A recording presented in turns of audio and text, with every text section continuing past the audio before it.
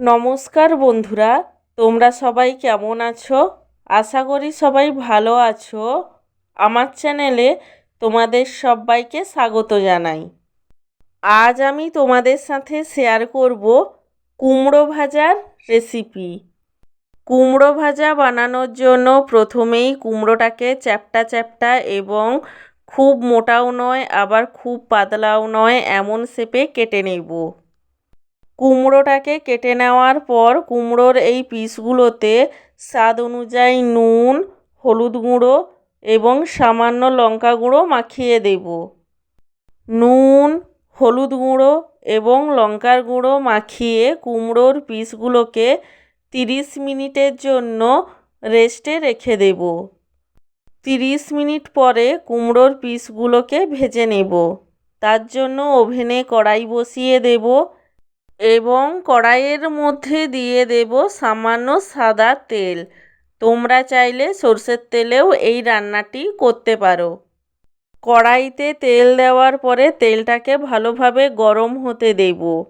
তেলটা ভালোভাবে গরম হয়ে গেলে তেলের মধ্যে নুন, হলুদ গুঁড়ো এবং লঙ্কার গুঁড়ো মাখানো কুমড়োর পিসগুলোকে এক এক করে দিয়ে দেব এবং কুমড়োর পিসগুলোকে 2 পিঠ লাল করে ভেজে নেব।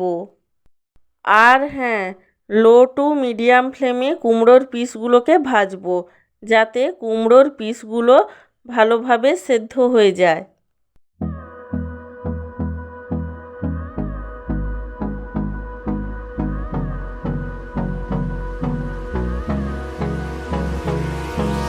Hold me close till I get up.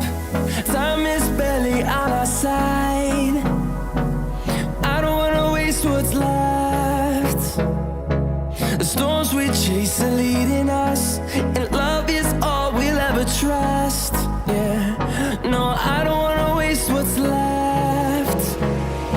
And on we'll go, through the wastelands, through the highways, till my shadow turns to sun rays. কুমড়োর পিসগুলো 2 পিঠ লাল করে ভাজা হয়ে গেলে এর মধ্যে দিয়ে দেব সামান্য পোস্ত আর অল্প চিনি। পোস্ত এবং চিনি দেওয়ার পরে কুমড়োর পিসগুলোকে আরও 2 থেকে 3 মিনিটের জন্য ভেজে নেব।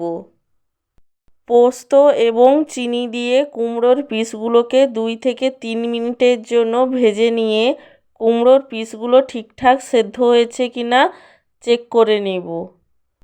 কুমড়োর পিসগুলো ঠিকঠাক সেদ্ধ হয়ে গেলে বুঝতে হবে কুমড়ো ভাজা রেডি।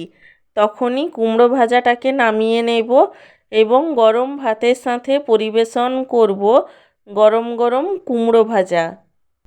তোমরাও এইভাবে কুমড়ো ভাজা বানিয়ে খেয়ে দেখো, আশা করি ভালোই লাগবে।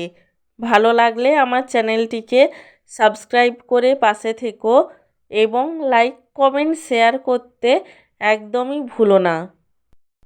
আর ভিডিওটি দেখার জন্য তোমাদের সবাইকে জানাই আমার তরফ থেকে অসংখ্য ধন্যবাদ।